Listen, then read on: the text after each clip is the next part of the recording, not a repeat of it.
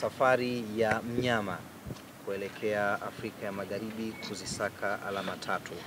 Maandalizi yako vipi kwa ujumla? Maandalizi yamekamilika kwa asilimia 60, kwa maana ya kwamba tumefanya maandalizi kwa siku tatu mara baada ya mchezo wetu wa mwisho ama mchezo wa kwanza wa hatua ya makundi dhidi ya Petro. Tukaamkia uwanja wa mazoezi kwa siku hizo, na sasa tunasafiri leo kuelekea Mali ambapo tunakwenda kukamilisha asilimia 40, na baada hapo Jumapili ya tarehe 30 ya mwezi huu wa 11 tutashuka uwanjani kwenda kukamilisha kile ambacho tumekifanyia maandalizi kwa takriban wiki moja. Kwa namna moja au nyingine, kipigo ambacho mlipokea katika uwanja wa Benjamin Mkapa hakikuwateteresha kisaikolojia, na kwa namna ambavyo unaona benchi la ufundi na wachezaji mentality yao kuelekea kwenye mchezo huu ikoje? Haijatuteteresha, zaidi ya kwamba imetukumbusha ya kwamba tunatakiwa kufanya nini zaidi ili tuweze kupata ushindi katika mchezo unaokuja. Mtu mwerevu anapojikwaa, basi anachokifanya huwa ni kuangalia pale alipojikwaa, kama ni kuondoa jiwe, kama ni kufanyaje, anafanya hivyo na kujipanga tena ili wakati mwingine asijikwae katika eneo hilo. Tumefungwa na Petro, ni matokeo ya kushtua kwa sababu kwanza tulikuwa nyumbani, pili ilikuwa ni mechi ambayo tumejiwekea mazingira mazuri ya kushinda, na kama haitoshi tuko Benjamin Mkapa ambapo tayari inatambulika kuwa ni ngome kongwe ya mnyama kwa ajili ya kujipatia matokeo mazuri. Kwa hiyo kufungwa kule kukatufanya sisi turejee tena katika meza ya kujipanga. Tumejipanga upya kuhakikisha kwamba katika mchezo unayokuja ama michezo inayokuja tunapata matokeo mazuri. Kwa hiyo imekuwa ni jambo zuri pengine ya kwamba mwanzo ule mbaya umetupa nafasi ya kujitathmini upya na kuongeza makali yetu ya maandalizi ili twende tukapate matokeo chanya huko mbeleni. Bwana, Stade Malien walipata matokeo kwa maana ya kwamba sare iliyowapa alama moja dhidi ya mpinzani mgumu sana Esperance, tena wakiwa away. Hii inaonyesha nao si masihara. Kundi letu kila mtu anajimudu, ndio maana unaona Petro ameweza kutamba ugenini, Stade Malien ameweza kutamba ugenini, Esperance ambaye alikuwa anapewa nafasi kubwa ameshindwa kupata pointi nyumbani kwake, Nyama ambaye anapewa nafasi kubwa kwenye kundi hili tumeshindwa kupata pointi nyumbani kwetu. Hii ni dhahiri shahiri kwamba ni kundi ambalo halitabiliki. Yule unamdhania ndiye kumbe sie, na yule ambaye anamdhania sie kumbe ndiye. Yote kwa yote sisi tunamheshimu sana Stade Malien kwa uwezo mkubwa aliuonesha katika mechi ile dhidi ya Esperance, lakini sisi tulijua baada ya kufanya overall tathmini kabla ya mechi kuanza, tulijua ya kwamba tunakutana na timu za aina gani. Tulisema wazi tangu mwanzo ya kwamba hatumchukuli poa Stade Malien, na wala hatumchukuli poa Petro di Luanda, na wala hatumchukuli poa kabisa Esperance, kwa sababu ni timu zinazoonekana kuwa zimejipanga vilivyo na ni timu ambazo zinaonekana kuwa ni ngumu. Japo watu kwa kuwa hawazifahamu sana wanazichukulia poa, lakini kiuhalisia ni kwamba ni wapinzani wagumu sana ambao tunakwenda kukutana nao. Kitendo cha kuchukua alama moja pale Tunisia kinatuongezea sisi mlima mkubwa wa kupanda mbele ya Stade Malien, kwa sababu pamoja na uzuri aliokuwa nao na alivyokuwa anajiamini Stade Malien, lakini tunaamini sare ile aliyoipata dhidi ya Esperance imemwongezea confidence zaidi katika hii michuano.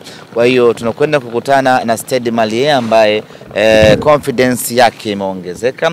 Tunakwenda kukutana na Stade Malien ambaye anaamini ana uwezo wa kupata alama 3 nyumbani kwake kama ameweza kupata alama moja katika uwanja wa ugenini.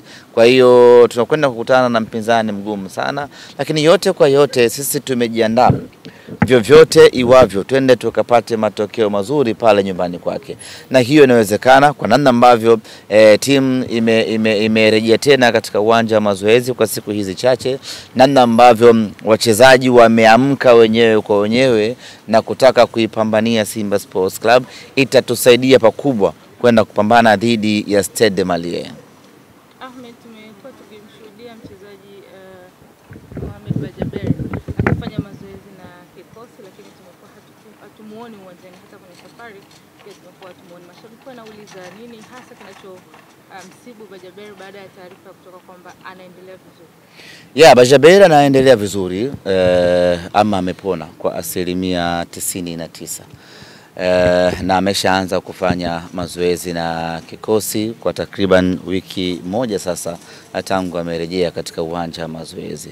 Na bahati nzuri ama mbaya kwake, amepona wakati ambapo timu inakabiliwa na mechi ngumu kweli kweli.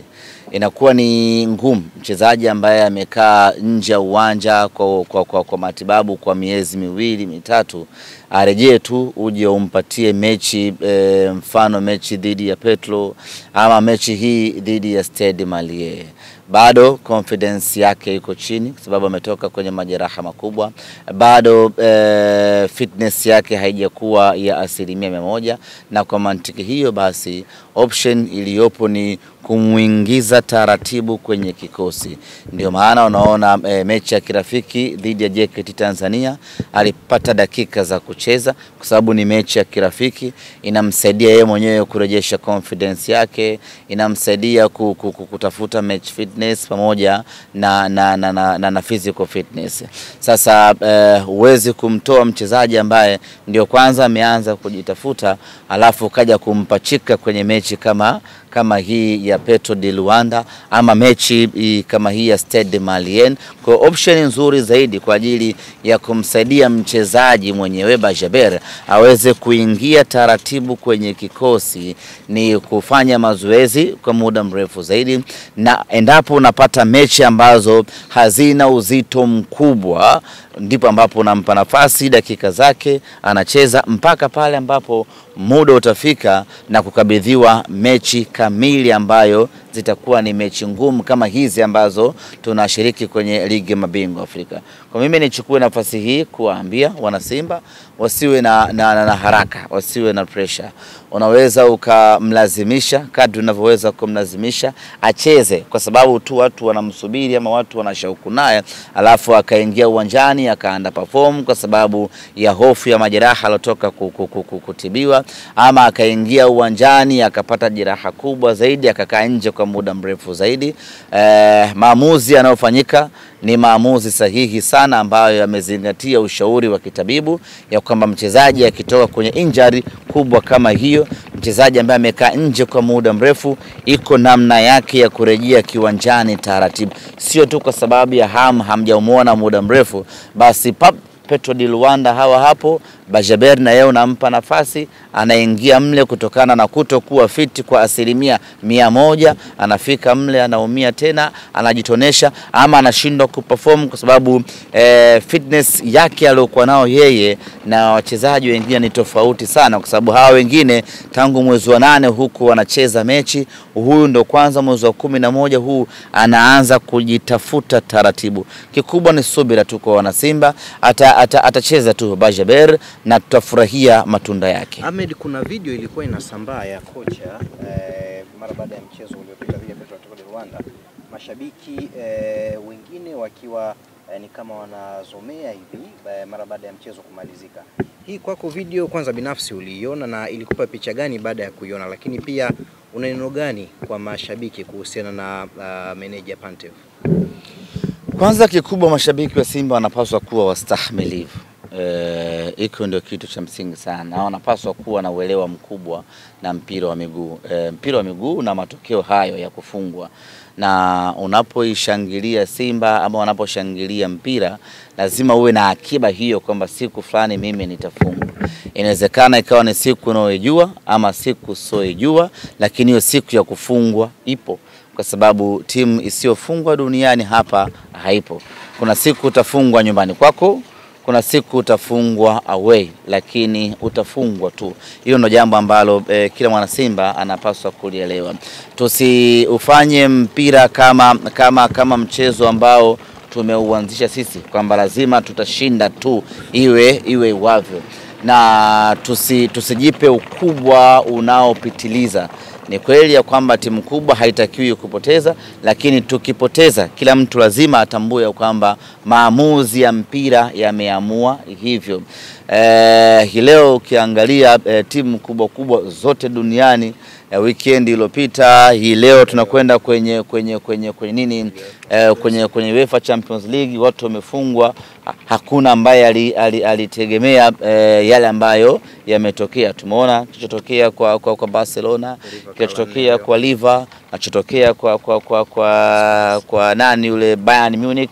Zote hizo ni timu kubwa ambazo zimefungwa kwenye michuano ya Ulaya. Kwa Simba kufungwa lazima itatokea tu katika maisha yetu ya mpira wa miguu, hata kama itakuwa ni Benjamin Mkapa, ili mradi utafanya makosa ya kiwanjani lazima utaadhibiwa.